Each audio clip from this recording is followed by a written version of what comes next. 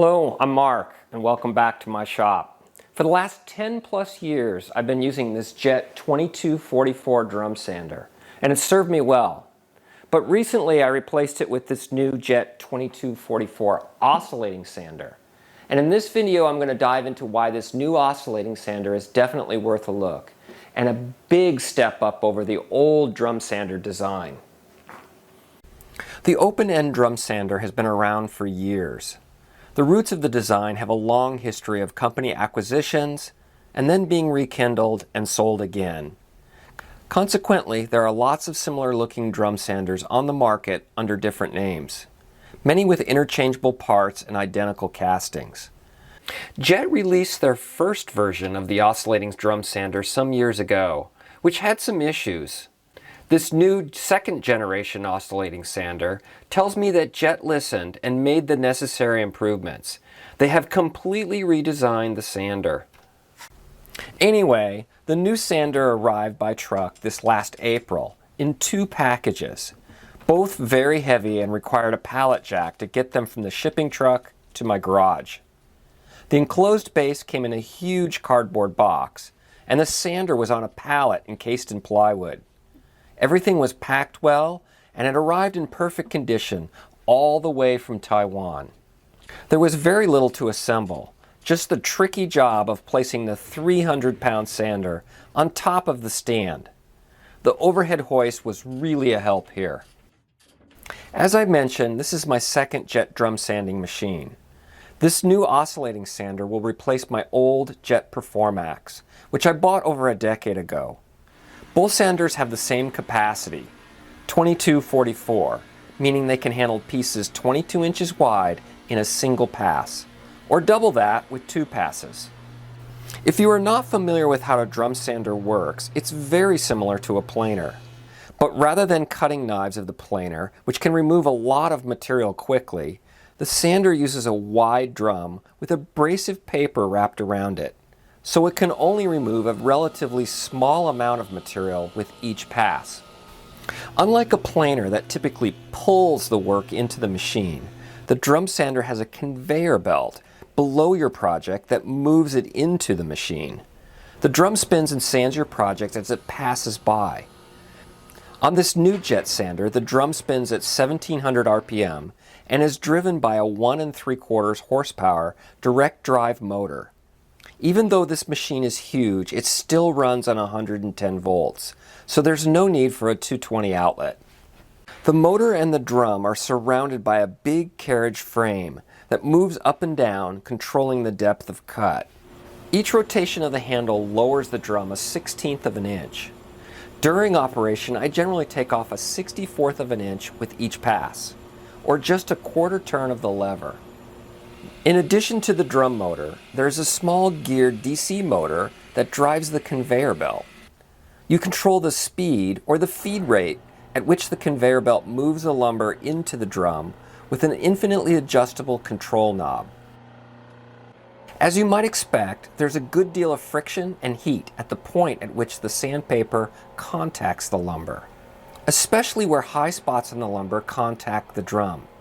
Historically, this is the shortcoming when it comes to most drum sanders. Taking a big bite or feed rate that is too fast will result in burning or deep scratches. This is where the oscillation feature of the new Jet sander really changes the game. In addition to spinning the drum, it moves the whole drum back and forth across the work as it moves through the sander. This way, the high spots on the lumber are not contacting the drum in a single spot. The speed of the back and forth motion is controlled by a second, infinitely variable knob on the control panel. Bottom line, the oscillation can significantly reduce your sanding time and give you a much better looking finish. This not only reduces the heat at the point of contact, the movement of the drum across the material also helps hide the scratch marks created during the sanding process. If you are making stain grade furniture, you will get the best results by working your way progressively through the paper grits. Loading the paper onto the roller was a real pain on the old Jet drum sander. Jet gave you this funky looking tool to help you reach the paper retaining clips. It never worked well, and there always was a bit of hesitation when it was time to change the paper. The new Jet Drum Sander has improved the clip system design, but I'll be the first one to admit that the improved version still has a ways to go. Gone is the funky tool. You just use your fingers to pinch the clips. Once you have the paper in the left-hand clip, you roll the paper tightly on the drum, leaving about 1/8 of an inch between each revolution of the paper. When you reach the end of the paper, you insert it into the clip on the opposite end of the drum in the same way. Truth is, it takes some practice to get it tight and straight. And keeping the paper tight is important. The side-to-side movement of the oscillating head can make loose paper overlap itself and instantly create a hot spot, meaning it will burn or gouge your project. The other improvements on the new Jet Sander include a better conveyor belt tensioning system. The old system worked, but the new system is just easier to use. The new sander also touts better dust collection, but I never really had issues with the old one. If you have a quality cyclone, it works great. I have always considered the drum sander as sort of a specialty tool, but I think the oscillation head is changing my mind. I recently built an end grain pizza cutting board out of maple, and after the initial glue up, it was far from flat. This is the first pass on the second side, so what I'm going to do is I'm just going to take my pencil, make my marks, and we can find the high and low spots then. 2 passes, and we're probably at the 70% mark. I got a little low corner here. This is a little bit low right here and a little bit low over here. And then I got some burn marks that haven't quite been, so they were fairly deep. The new drum sander handled the challenge like a dream, flattening it quickly with no issues. The result was silky smooth and dead flat. As you probably noticed, the new Jet oscillating sander came with an enclosed based cabinet. It has a large door on the front that opens to cavernous storage. The enclosed cabinet also has built-in casters that allow you to roll the whole package around. But the setup is really not that practical. The wheels are fixed, non-swivel units that don't let you turn the cabinet unless you skid them one direction or another, making it difficult to move around my garage. I will likely ditch the enclosed base and build a shop-built stand with locking swivel casters and more practical storage, like drawers and pull-out shelves. I also popped for the optional in-feed and out-feed tables, something that I always wanted on the old sander. They're not necessary, but they are especially helpful if you are working alone, feeding multiple pieces into the machine. The outfeed table catches your project pieces as they exit. Without the tables, if you're not there, the conveyor belt will deposit them directly on the floor. They're not cheap. Add another $250 to the cost of the machine.